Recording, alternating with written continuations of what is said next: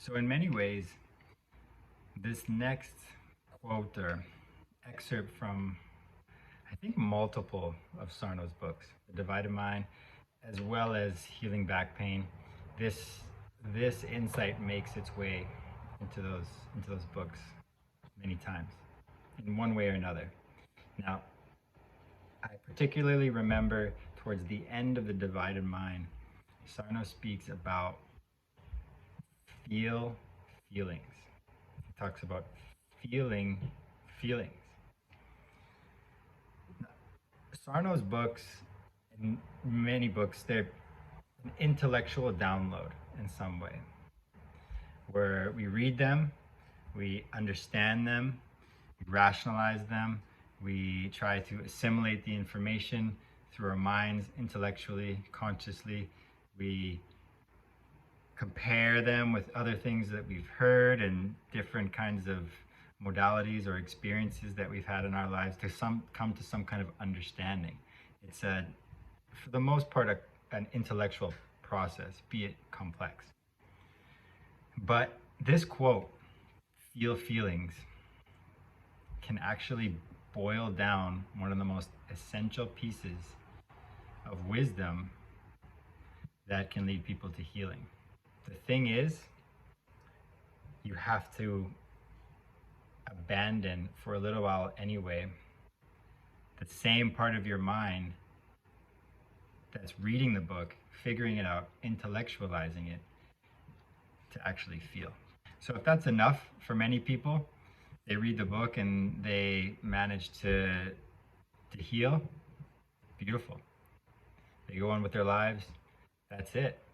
You know, it's not a new source of information made its way into their lives to produce a profound change that altered their life for the positive. For many people, it's not enough. But ironically, what people end up doing is trying to figure it out more and more and more.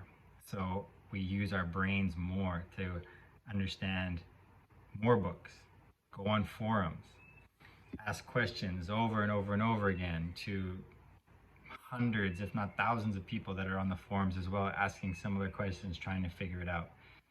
We ask more people of their experience. Oh, how did you heal? Oh, yeah. What did you do? What was the key? All these things.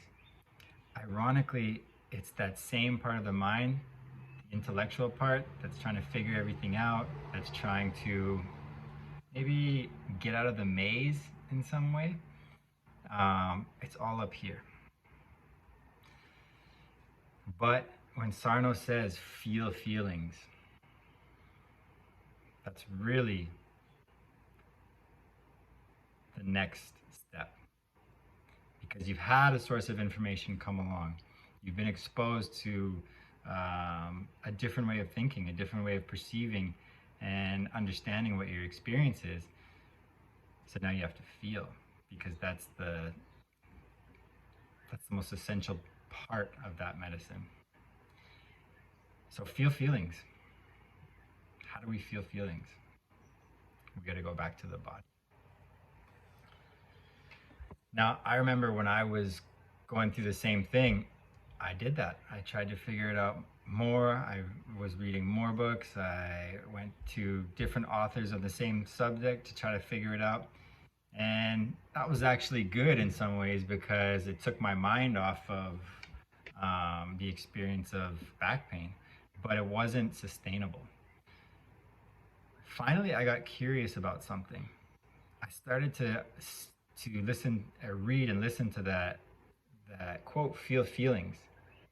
And then I started to realize that I was thinking about feelings, because I saw a chart one day that shows where feelings are in the body. And that chart was an aha moment, because I realized that thinking about feelings is not the same as feeling feelings. And feeling feelings is a process that has much to do with the body, which, not coincidentally, is where chronic pain is felt, where symptoms are experienced mostly. So look at this chart. This shows where the active places are in the body correlated to certain feelings. Now, Candace Pert wrote a book and researched much on these receptors in the body that are responsible for interoception, or how we connect with the experience of emotions in the body. I'll butcher it if I go into trying to explaining it because it's way over my head when it comes to scientific language. But you don't have to be a scientist to understand that your emotions are felt in the body. All you have to do is pay attention to your body. Start to remember this language, because when we're kids, this language is potent and strong and very connected to us. But the more that we start living in our heads, due to trauma, due to the conditioning of our world, having to use our intellectual, rational minds a lot, we start to disconnect from our emotional selves, which is in the body. So look at this chart and start to see and decipher your own emotional language by paying attention to which areas in your body light up when you're feeling certain things. Come back to your body. Feel feelings. The body is present. Emotions are present. It's in the present moment. Now, once you feel feelings, there's many ways to express. You can write from those feelings in your body. You can move, you can vocalize, you can shout. It moves the energy. But just thinking about feelings, trying to intellectualize and rationalize and figure it out, is a never-ending loop. That's why people go spend years on forums, have books and books and books on the same topic of healing, but they never actually heal because they've never stopped to actually feel. When I talk to a client and we have a meeting, like clockwork, usually, the client starts talking and they will go into all these things that they've tried, this whole big story about what's going on, about their pain and all these things. And what are we going to do? How are we going to fix this? How are we going to solve this? How are we going to figure it out? I don't know what else to try. And we just stop.